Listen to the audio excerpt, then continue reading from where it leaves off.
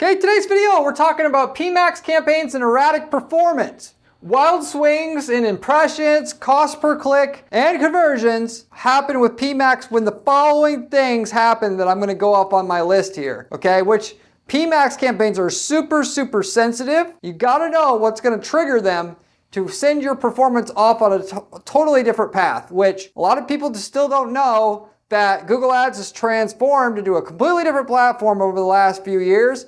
It's all driven off of an algorithm now, and whether your ad shows or not depends on a multitude of different things, a lot of which is not just your ad performance itself and your history as an advertiser, but the changes you've made in your account recently, anywhere in the last 30 days. So if you like making changes to your account, you're going to have erratic performance, but also if your performance of your ad changes without making changes, it'll cause even more volatility yet.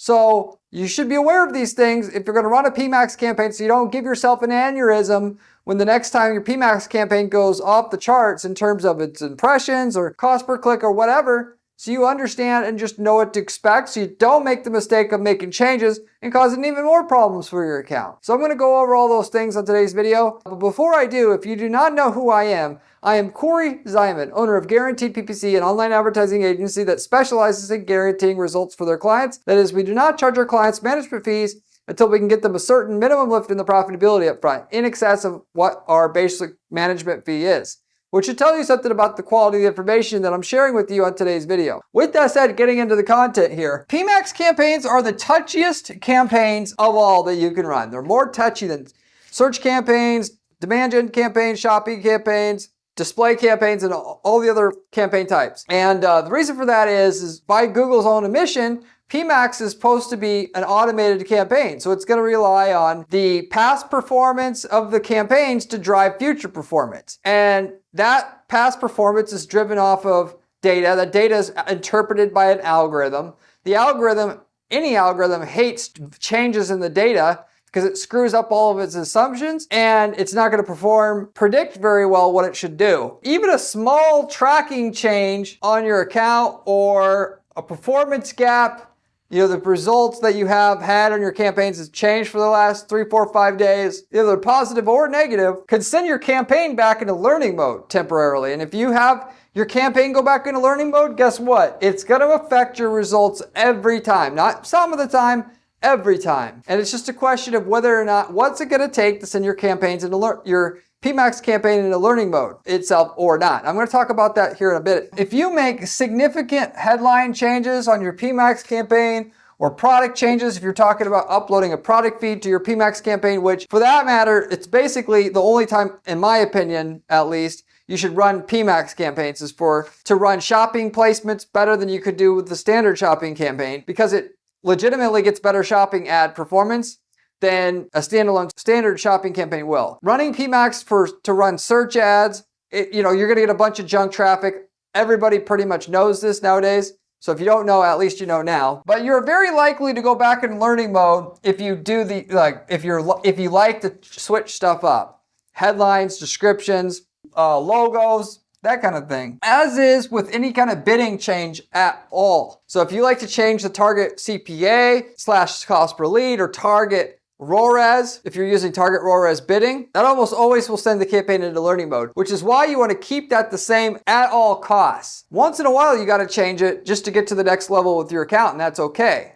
But you normally don't want to change it because it is going to give you 7 to 10 to 14 days of erratic performance. And the bigger the change, the longer it's going to take for your campaign to go back to the steady performance it had before. In other words, it's going to have to go down before you could go up again. And as it comes to aged campaigns, the longer you've ran your PMAX campaign, the more touchy it's going to be to headline changes, descriptions changes, and so on and so forth, as well as changing the bidding strategy itself from maximize conversions to maximize conversion value bidding strategy or vice versa, and or the target CPA, target ROAS changes. It's to the point where we've had situations where we ran a PMAX campaign. A client's been running a PMAX campaign for years already. We went in and simply removed a couple bad headlines and it set it back into learning mode right away. This is a legitimate warning to you.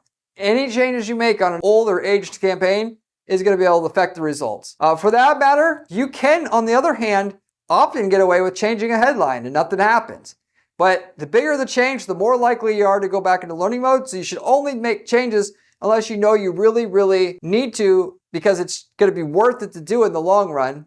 And in that case, you just rip the Band-Aid off, hope that nothing happens. If you can, the better bet would be to remove, if you wanted to, let's say, remove 4 headlines to turn your campaigns back into what they call a feed-only setup, where you only have a product feed going into your PMAX campaign, so your ads run less on the Google Display Network, Search Campaign Network, and so forth, which is something that we set up on all our PMAX campaigns. If it's an aged campaign that we're looking at for a client, we normally don't even remove the headlines and descriptions, because doing that will send it back into learning mode hard. But if you were to want to remove the headlines because you don't want your ads to run on the search network anymore, you've got standalone search campaigns to run your search placements or whatever, try to remove them one at a time. If you have 3 to remove 1, wait a month, remove the other, so that it lessens the chance of your campaigns going back into learning mode. So that's just a small tip I would advise you. The longer your ads run though, the more stable things will get with PMAX. They're not going to go up or down in terms of the performance so easily. That is something you can automatically expect with PMAX. The longer you run your campaign, the more data it's got, the more stable it's going to get. Now, that said, if your tracking ever breaks,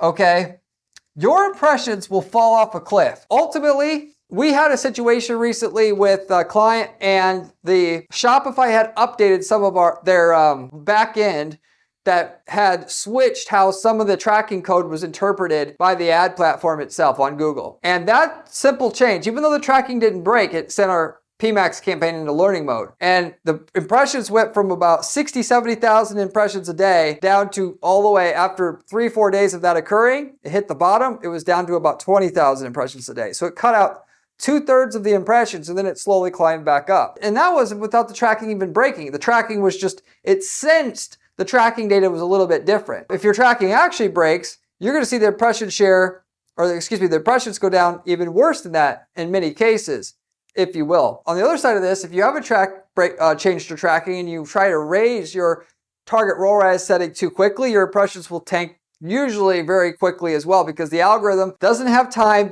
to find the customers you want as quickly as you want them, and your impressions are also going to go down. So it's something else to be aware of. With all that said, another thing to be aware with PMAX campaigns is if your sales, and this is the thing that gets people the most, that out of our clients, the thing that people, freaks them out the most is when the impressions go up, not down. What you'll have sometimes, if your PMAX campaign performance went on a hot streak for a while, let's say you had a week, instead of, you normally get 5,000 a week in sales, and you got 15,000 for a week. What can easily happen with that scenario is the PMAX campaign will be cruising. Let's say it was averaging about 50,000 impressions a day. It'll shoot up to like 500,000 impressions a day. And where those impressions are coming from is not your typical shopping placements or search placements that get all those sales. It's mobile apps. And that mobile app traffic won't convert, but Google will try to force it on you anyway. So clearly, what Google's done and programmed into their system is, if your PMAX campaign does above average, above what you say that you want for the target ROAS for that particular campaign, they say, okay, that's the time to unload some of the junk traffic on your campaign, because you're ripe to take it without your return on investment going down below the target you've set. So you're the one who gets it out of all the advertisers in your niche market. So, which is why, by the way, it's better to have a higher ROAS target for your campaign. If you think that your campaign has hit a new plateau in terms of results, you're now getting higher sales than you were before, so that the algorithm doesn't load you up with the mobile app traffic, because it will. But what happens in this situation is the impressions will go crazy. You look at the placements report, which Google tells you what websites your ad is showing up on. You'll see a bunch of mobile apps there, whereas before, if you checked before, in an earlier time scale, it'll mainly be Google. And with that said, there's no way to fix it other than just letting time pass. If you go ahead and try to block the mobile ad placements, it's going to have your ad run on other placements. You cannot block them all. There's too many. PMAX is set up to generate a certain target ROAS for you if you're using maximize conversion value bidding strategy. And even though the mobile impressions don't convert, they load you up with them because they know your campaign ROAS is already above your target. So it can load you up with a bunch of impressions and still have the target ROAS be about what you normally would have otherwise. So it can sneak that trap that those clicks in on you itself from the mobile app traffic, and you won't necessarily get a lower ROI than you normally would have. And they can sell some, ad placements that nobody wants, and then they can make more money ultimately at the end of the day. So your impressions go up to 500,000 where you're at 50,000 a month before, or 50,000 a day before, and then it'll stay there for a day, and then it'll come down to be 400,000, then 200,000, then 80,000, then 50,000. And so over the course of a week, it'll go back to normal. If your campaign was hitting a hot streak for more than a few days, the impressions on the mobile traffic will keep coming, which is why you're going to have to increase your target ROAS in that situation to keep the campaign from doing the mobile app traffic in the first place. Otherwise, there's no way to fix that. So it may be to your advantage to look at your PMAX campaign and see if your current ROAS is above your target ROAS for like the last 14 to 30 days. And if it is, raise your target ROAS a bit, even though, like I mentioned before, that will send the campaign back into learning mode, probably, because otherwise Google's going to load you up with the mobile app traffic. And you can verify, again, if you have the mobile app traffic, by looking at your placements report in your campaign. That's something that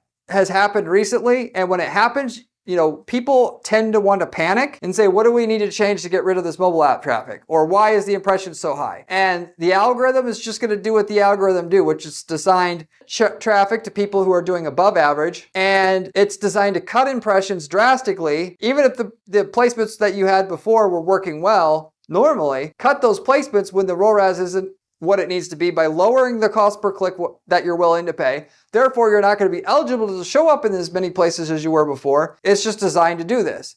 So now that you understand how the PMAX campaign is programmed to run, you know what to do in various situations. Number one, don't make changes if you don't think you have to, or unless you absolutely have to. Two, if your campaign's performing better, raise your target ROAS. Otherwise, Google's going to load you up with the crappy mobile app traffic you do not want and that you can't block by simply adding placement exclusions, because it doesn't work, barely works, and it's mostly a waste of time. And if your ad performance is below average for any period of time, you're going to basically have to just wait for the impressions to come back on its own, because the only thing that's going to bring the impressions back is the sales coming back. And that's unfortunate. Or if your tracking breaks, you got to get your tracking fixed as quick as possible, then wait for the system to see the sales coming in for a few days, then the impressions will start coming back. For that matter, I've got a trick to actually get the impressions to come back sooner than having to just simply wait for the conversion data to come in, the impressions to come back. And that is, I have a backup goal on my account that also tracks purchases. So we have a goal marked primary that we're normally using for the PMAX to optimize. And then there's a backup goal that tracks the same exact thing, cart sales, what have you. And that's set as secondary. We usually set that backup goal through Google Analytics, whereas the primary one set up through the Google Ads tracking code. Because you could set up tracking in Google Analytics and import it into Google Ads. That's your backup goal. Then what you do when the impressions are way down and you want the impressions to recover more quickly than normal, faster than the algorithm's going to see the impressions that they are giving you convert well, above average, and then start bringing your impressions back to what they were before. You could take the backup goal, mark it primary for a period of time, like 3-4 days. And what it'll do is double up your conversions for a few days. Google will see, wow, this campaign's doing well. We should ratchet up the impressions more quickly than we would otherwise. Trouble with this is, though, you got to tread lightly with that particular strategy, because if you do that and you go too far with it, you want to go just enough to get the impressions to come back mostly where it was before, and then mark that backup goal secondary again. Because if you wait a little bit too long, Google will overshoot it, give you a ton of mobile traffic, and it'll overcompensate. Take that strategy with a grain of salt, ultimately, but that's what you can certainly do to get your impressions to come back sooner, as per what we found here at our agency. So I know this is a lot to take in. I mean, it pisses off a lot of our clients. I hear them, their frustration in their voice. They don't like to see that this shit's so technical and complicated now. They just want their shit to work. People expect their sales to be consistent. First of all, human behavior is not consistent. People, when a snowstorm hits, they quit buying like they were. When the election season hits and it's right before the election, they don't buy like they used to. And during holidays, the behavior changes. People search for stuff on a regular basis at a different level than other times. The amount of people searching for pottery equipment isn't going to be 5,000 a month because you want it to. It's going to be all over the place. Some months it's 3,500, some it's 6,000. And your sales are going to fluctuate because of this for no other reason other than that. People will expect when they want their sales to be consistent because their overhead and their bills are consistent for the most part, and they want their sales to be consistent. And when their sales are down, they want to do something about it, even though most of the time they shouldn't. 90% of the time the answer is do nothing because of demand changing. And if you make a change, it's going to make it worse. So anyway, you're armed with the information knowing most of the time that you should make a change when something hits the fan, but sometimes you have to make a change and what you can do to make a change that's actually going to help. For the most part, your only option being with PMAX, activate a backup goal that you set up today and let it come in. With all that said, there's a lot of stuff, other than what I'm mentioning here about PMAX to get the value out of it.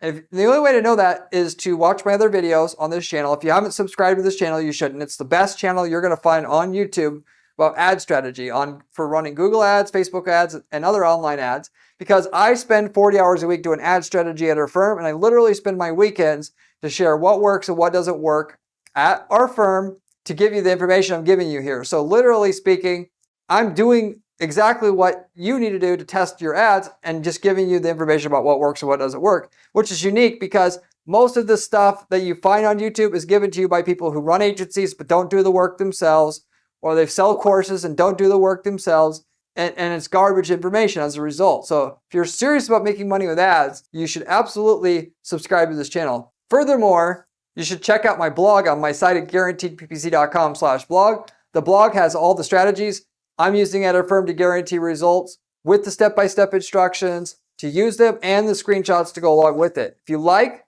the channel, you should check out the blog, as the blog is just as good.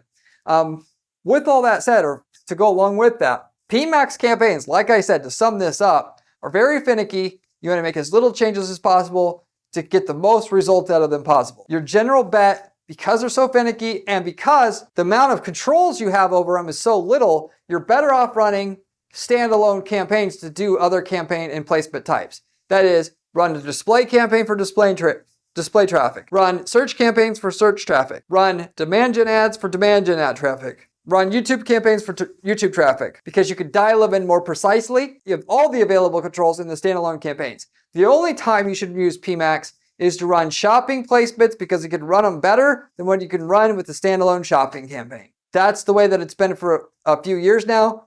Smart shopping campaigns did better than regular shopping, and smart shopping turned into PMAX. Well, PMAX still just does better than regular shopping, and I'd like standard shopping to do better than PMAX because all of the downside of using PMAX, like how sensitive it is and so forth, but it is what it is. And then with that, like I said, a no feed setup where you only put in the product feed, no headlines, no descriptions, nothing on that PMAX campaign is the best bet to go with it to run those shopping placements so that your ads can't run outside or shopping placements itself. It can't run on search, can't run on anything else. And then you could have your standalone campaigns to run all the other placements, knowing that the standalone campaigns will run those placements better than PMAX will run them. And that's the best information, best advice I could give you about how to run your Google Ads account. If you want some advice on how to actually drill everything in right, you're stuck where you're at, you can't get the revenue you want, can't get the profits you want out of your account, reach out to me at my firm. At guaranteedppc.com. We can have a conversation about that exact topic. In a 30-minute coaching session, I can tell you what to do, and with that information, you'll understand in that amount of time what your bottleneck is, whether it's your pricing strategy, packaging, your website, whatever it is, to get your ads unstuck. Or you could just have me do everything I mentioned you need to do, and I'll do it all for you, and won't take a fee for doing that until the profits of your ads actually go up a certain minimum amount, which is our signature offer at our firm. You can reach out to me at guaranteedppc.com if you're interested in that. We also sell ad templates. We worked in over 100 different niche markets in the last 10 plus years of running this firm. If we've already got you the results that you're looking for because we worked in your niche market in a different city or country, you can use what we've got already that works for your niche, copy paste that into your account and get the same results we got with none of the money, time, and effort it took for us to figure out how to get to those results in your niche market. We got the campaigns, the landing pages, the ads, all of it that you would need to get those results. And we can tell you the results you're going to get with it up front because we've already done the work in your space and I know how the ads perform. So if you're interested in that, you can also reach out to me at guaranteedppc.com. So I'm going to wrap it up pretty much with that. PMAX is still good, better than anything else you're going to do to run shopping placements. And for e-commerce businesses, they're going to be 60, 70% of your revenue, even if you know how to run search ads right. And know how to do remarketing. YouTube can blow PMAX out of the water if you know how to run YouTube ads, which is a whole separate topic. I've got videos about that for an e-commerce brand, so it's something else to look into. But with that said, hopefully that was helpful for you. It really puts into frame of reference why your PMAX results are so erratic in the first place. See you later. Remember when I said PMAX campaigns was important during this video? Well, this video here tells you how to do it.